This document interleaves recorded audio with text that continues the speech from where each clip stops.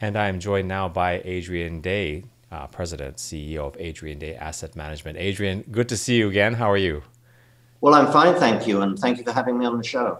It's great to have you back, and I enjoyed seeing you, if not in person, virtually at the New Orleans Investment Conference last week. Fabulous job, Adrian, on the panels and in your talk. So I thought it'd be great to have you here for those folks who didn't get to join us virtually in New Orleans, so that they could hear a little bit about what your thoughts were.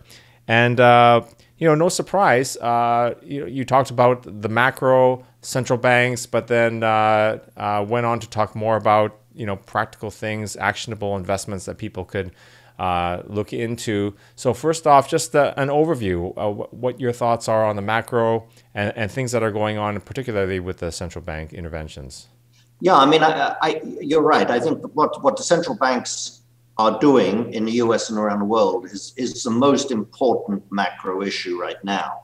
There are other issues, of course. There's the divisions and violence in the US, and there's the election coming up, and there's Brexit in Britain, and there's all sorts of issues going on. But many of them are a result of central bank policy. Many of them are exacerbated by central bank policy. And I think what the central banks are doing now is a huge mistake. And I wonder if we've really gone too far. As we know, the Fed, let's just talk about the Fed because we're in the US. The Federal Reserve has pursued an excessively easy policy certainly since 2007. And really since the early 1990s, after the collapse of long-term capital. Initially, after they eased, they would at least pull back a little bit. And we saw Alan Greenspan do that. I'm not trying to give him credit, far be it. But in the early 2000s, interest rates went up several times. But since 2007, we've really had no pullbacks of any significance. And today, the Federal Reserve is not even trying to normalize. Ben Bernanke talked about normalizing as early as 2014. Well, we never did normalize the balance sheet or interest rates. But Jerome Powell, the Federal Reserve chief now, is not even talking about that. And I'll give you two quotes. One, on interest rates. We are not even thinking about raising rates. And on the Fed balance sheet, which, as you know, has just ballooned over the last 10 years, and particularly over the last 6 months, it may well be that we never reduce the size of the Federal Reserve balance sheet. We will simply allow it to reduce in proportion to the size of the economy as the economy grows. There is no intention to normalize. And I think what we have to realize is that this excessively loose monetary policy, which is essentially zero interest rates, Federal Reserve rate, and a ballooning money supply, Fed credit, has very, very serious consequences. Oh, and I'm sorry, Albert, just before we get to that, a lot of people are looking at the COVID virus and saying, with the economic lockdown, I'm not going to get into that. But given that the economy did shut down, they say Congress and the Fed had to do something, right? Had to do something. What's important for people to understand is that the Federal Reserve was already on excessively loose policy well before Corona hit the United States, or thought it would hit the United States. From September to the end of January, September 2019 to the end of January, right before COVID or Corona came to the US, the Federal Reserve was increasing credit at the fastest rate ever. They were already doing this. Now, this was in response to the so-called freezing of the overnight repo market. Of course, the overnight repo market didn't freeze. Markets don't freeze. It's just what price. So the price shot up. And so the Federal Reserve, and that was that actually was caused by Federal Reserve policy, but that's a whole different issue. But the overnight repo market rate shot up, and the Federal Reserve started putting excess credit into repos. So we had the fastest rate of increase even before COVID. The truth is that you know, there's that old saying: when you're a hammer, everything looks like a nail. And the Federal Reserve for the last quarter of a century, whether it's the collapse of a hedge fund run by the, quote, smartest men in the room, whether it's Brexit, whether it's China, whether it's the stock market, whether it's trade, whatever the reason, the answer is more money. Just throw money at it. And sorry, as I was saying, and then I'm sorry, I get very passionate about this because I think we are going in completely the wrong direction, and it has serious long-term consequences. You know, some of the consequences are pretty obvious from easy money. Number one, you destroy the purchasing power of the currency, and that's happening all around the world. So people look at the dollar and they look at it against the euro and they look at it against the yen and they say, well, I don't see that it's doing much harm, but you're destroying the purchasing power of the currency. That has very serious consequences. You're destroying savings, right? And so you have 65, 70-year-old people who have done the right thing all their life. They didn't get into debt. They saved money. And now they find they cannot live on their savings. You have turned older conservative people into speculators. They have to speculate to generate the returns that they want. That's very serious. And along with destroying savings, you're destroying the middle class.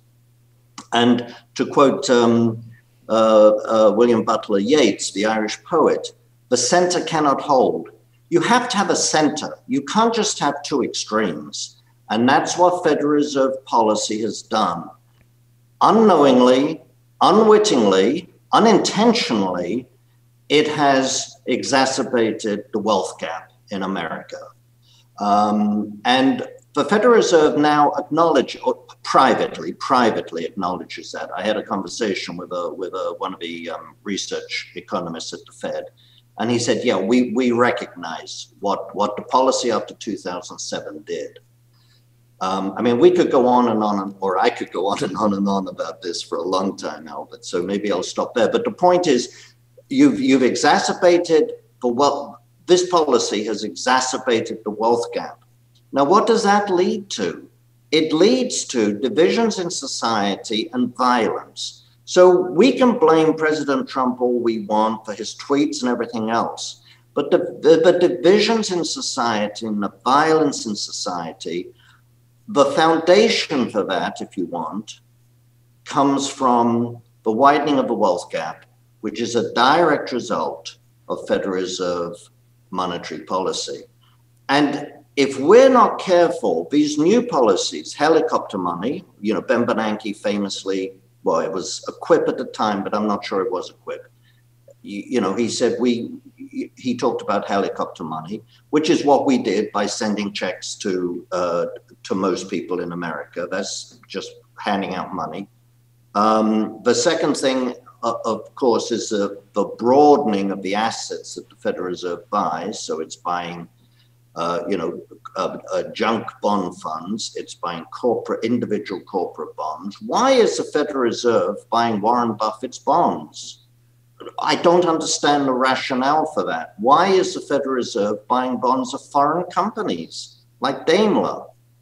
That's not the Federal Reserve's job. It's not the Federal Reserve's business. So it's broadening the assets that it will buy. And Jerome Powell has said there are no red lines. There are no red lines. So they like to talk about tools in their toolkit, and they are prepared to use, I hate that expression, but they've said, we will use whatever tools we need. There are no red lines. And the third thing, of course, is modern monetary theory, which basically says that the Federal Reserve, or the central bank, the Federal Reserve will support, with increased credit, all of the unfunded spending of the government. And so we've seen that this year, where Congress spent trillions of dollars with no intention of paying for it. No intention of paying for it. And the Federal Reserve supported that spending, enabled that spending by increasing credit. Now, that's very, very dangerous. And the Fed is now talking, many people at the Fed, as well as some in Congress, you know, the usual suspects like AOC, some in Congress, many in academia, as well as some at the Fed, are talking about making stimulus permanent, just permanently stimulating the economy. Why not? There's no risk. Inflation hasn't gone up. Why not? Let's just continue to stimulate the economy.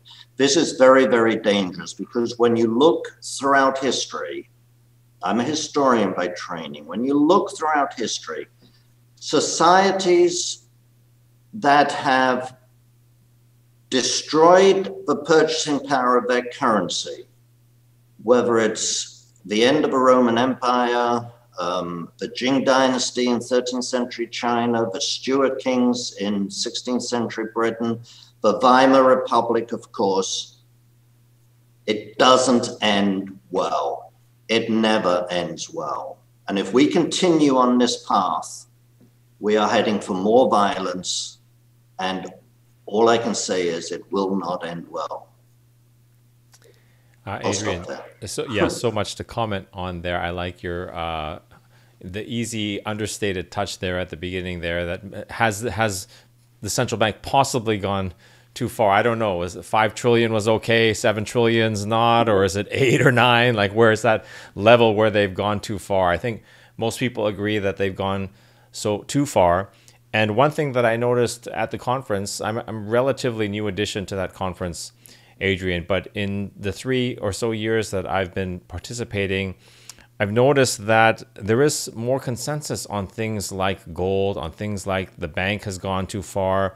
I imagine years ago there would have been a little bit more debate about those things. People generally, absolutely, right? Absolutely. I mean, when Doug Casey or myself said things against the Federal Reserve, people say, well, this is crazy. I mean, you've got to have a central bank, and it's done a good job. It saved us in 2007, after all, 2008. Sorry, carry on. No, you're right. And there are people who do believe that some of those interventions were necessary. And I remember during Danielle DiMartino's talk, she said, "Oh, Albert, I heard you admit to being a gold bug." And I did. And there are many of us who are gold bugs, but there are many who are not. Yet it's difficult to defend what's been going on at this point with the interventions, even if you are not, self-admitted gold bug. So let's turn our attention to gold now, because, like I said, there's some people who will always advocate for gold. That's just the classic talking your own book. But I'm hearing it more and more from other places. People who do not normally recommend gold and commodities are looking at what's going on and seeing that there is a bull market coming in things that cannot be fabricated out of thin air.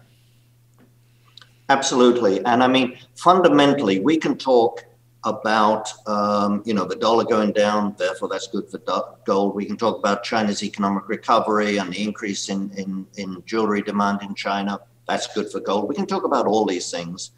But fundamentally, the most important thing for gold right now, and for years into the future, I think, is central bank policy. And if the Fed is, stimulating like crazy, creating excess reserves, that can be beneficial for the stock market. Because when you create excess reserves, by its definition, excess reserves are excess credit in excess of the current needs of the economy. So that excess credit has to go somewhere, and it's been going into gold. But this policy is the most clear beneficiary of this policy now and throughout history is gold. And so long as the Fed continues this policy, gold is going to do well. And it doesn't matter whether you have inflation or deflation. There's a lot of people are concerned about deflation because, of course, we've had a huge contraction in demand. And if we get supply coming back quicker than we get demand coming back, that could lead to deflation. Demand sooner than, supply sooner than demand. That could lead to deflation. That for a gold bug, that doesn't matter. Gold historically has actually performed better during periods of deflation than it has during periods of inflation. And so I think gold is going to continue to do very well. Now, you and I, and probably most of the people in the audience, we might have some gold as our sort of reserve, but we're also interested in the gold stocks. Now, we know the gold bullion and gold stocks have different characteristics. They perform different functions in a portfolio. But what's interesting to me, Albert, is you look at gold today, it's, close to record highs. The outlook is very good. You look at the mining companies, they have a refocus on generating cash flow and profitable ounces. Profitable ounces is the new slogan you hear people say, as opposed to growth for growth's sake. You have much more discipline. You have better balance sheets, by and large. You have no hedges, by and large. You have cost inputs lower than in 2011. The oil price is lower. The commodity currencies are lower today than they were back in 2011. And those are the two main cost inputs. And yet the gold stocks are, considerably lower than they were in 2011. The XAU, which has a little bit of a sort of, bias as time goes on, as all indexes do, but it would have to go up more than 50% to get back to 2011. You look at, I'm not recommending it, I'll just name Barrick as the second largest gold mining company in the world. This is not a recommendation, but it's looking at it as an example.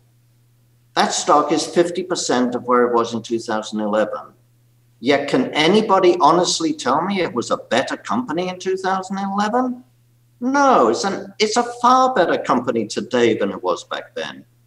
So I think the gold stocks, the miners, the big miners, are incredibly cheap right now. They are selling, other than the last quarter of 2018, they are selling at the lowest price to cash flow multiples in history.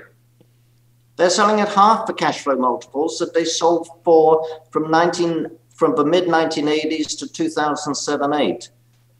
Half the cash flow multiples. It just doesn't make any rational sense. So I think those are incredible buys right now, frankly, the big mining companies.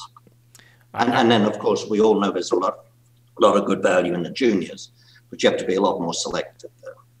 Yeah, perhaps the market doesn't have confidence in the gold price they're seeing now. And I want to ask you about that. As we go into 2021, some people think that we're going to have a recovery of some sorts, especially if there's a vaccine. When that tends to happen, the market is optimistic, and then they start to get concerned that maybe there'll be a little less help coming from the Fed. That's all it takes for gold to turn around and take a bit of a hit. Do you see that happening in 2021? Yeah, I think we could have a temporary hit. Certainly, as you say, if there's a vaccine, that will lead to optimism on the economy and more traditional investments, negativism on gold. But if we get a vaccine, how long is it going to be before, first of all, sufficient numbers of people are vaccinated to have to kill the disease, to have herd immunity? And secondly, how long is it going to be before the economy comes back? A lot of businesses, I see it all around me here, and other people I talk to see it in their hometowns. A lot of these businesses, a restaurant that's closed for 3 or 4 months, doing takeout only, then allowed to open at 25%. Now it can open at 50%, but it has to close by 10. A lot of those businesses are not coming back. I see it here. They're closing. Every week I walk down the street and I see one more business that's closed. Now, maybe it's temporary. maybe it's not. And the landlords who have said, don't worry about your rent this month, I understand. Don't worry about your rent next month, I understand. They're going to want to get paid at some point. Certainly if a better offer for the building comes along, they're going to want to be paid. And so you can, in short, I think it's going to be a long time before the economy comes back to the strength that we had, in 2019. And the consequence of that is that I think Congress, whether it's a Republican government or a Democrat government, is going to continue, to some degree or another, is going to continue to want to, hand out money to people and stimulate, and the Fed is going to accommodate that. The Fed's not going to turn around and say, sorry, we did it for 2020, but we're not doing it anymore. So I don't think we should be too worried about any kind of sudden abrupt end to this. And I'll say one more thing. I know the circumstances are a little bit unusual for 2020, but again, don't forget, gold was already, gold was already moving up significantly from the middle of 2019, and it had already bottomed at the beginning of 2016. It was slowly moving back up on an accelerating basis. If you look at previous gold bull markets, gold tends to move in long cycles. So if you look back, if you count 2007-8 as the ceasing of a bull market and a new bull market, which I don't, I think it was just one long bull market interrupted. But 2001 to 2008, that's 7 years. 2009 to 2011, that's 4 years. 1970 to 1980, basically. Or again, you can break it up if you want. 1970 to 74, that's 4 years. 1976 to 1980, that's 4 years. So it would be the shortest bull market in history if it were to end next year. Right, and my colleagues have been sending a similar message that if this were a bull market, you never see it end this quickly. Adrian, I want to ask you about opportunities abroad. I know that you spend a lot of your energy looking for opportunities outside of the United States. At this point, with this incredible run that we've had in the United States, is it time now for the leadership to pass to foreign markets? And where are you looking for those opportunities? Yeah, there's two things to that. One is, if the Fed continues to create excess reserves, as I mentioned earlier, those excess reserves have to go somewhere, and they are more likely to continue to go to the stock market. So I'm not one that's calling for an abrupt end to the U.S., the bull market in the U.S. Although I do think there'll be some rotation, I think there'll be increasing volatility, and I also agree with Muhammad Adrian, the chief economist of the Allianz Group, when he said, referring to Fed policy, that's not a basis on which I feel comfortable investing. And I agree with that. So I'm not sure that the US market is going to come to an abrupt halt anytime soon, but I do think I do agree with the premise that it's time for rotation, both within the US and also from the US to foreign markets. The problem, of course, is that most foreign markets have the same problem that the US market does, especially the developed markets. The developed markets are not particularly cheap for their own historic valuations. And that goes for Europe as well as China, Japan. They're not exceptionally cheap. But we're sort of looking everywhere, frankly. We're looking in Europe because some of the European markets are a lot less expensive than the US. Doesn't mean they're cheap in and of themselves, but they're less expensive. I think the most attractive areas, frankly, are the emerging markets and the smaller developed markets, like Singapore, for example, that's been hit very, very hard with the global trade slowdown, very hard. Economies in recession, small recession, but nonetheless recession. But some of those stocks are very, very inexpensive, and it's a good quality market. By that I mean it's got good regulation, good accounting standards, and so on. You can find some good companies there cheap. And the other area, frankly, will be in some of the what we think of as commodity export countries, like Chile, for example, where the market is not particularly expensive, and yet with the copper price move in the way it is. Now, I understand that there's strikes in Chile, and the Chilean copper mines have not participated as much as they should have done with the higher copper prices. But all of these things are temporary, and the Chilean market looks pretty inexpensive as well, as an example.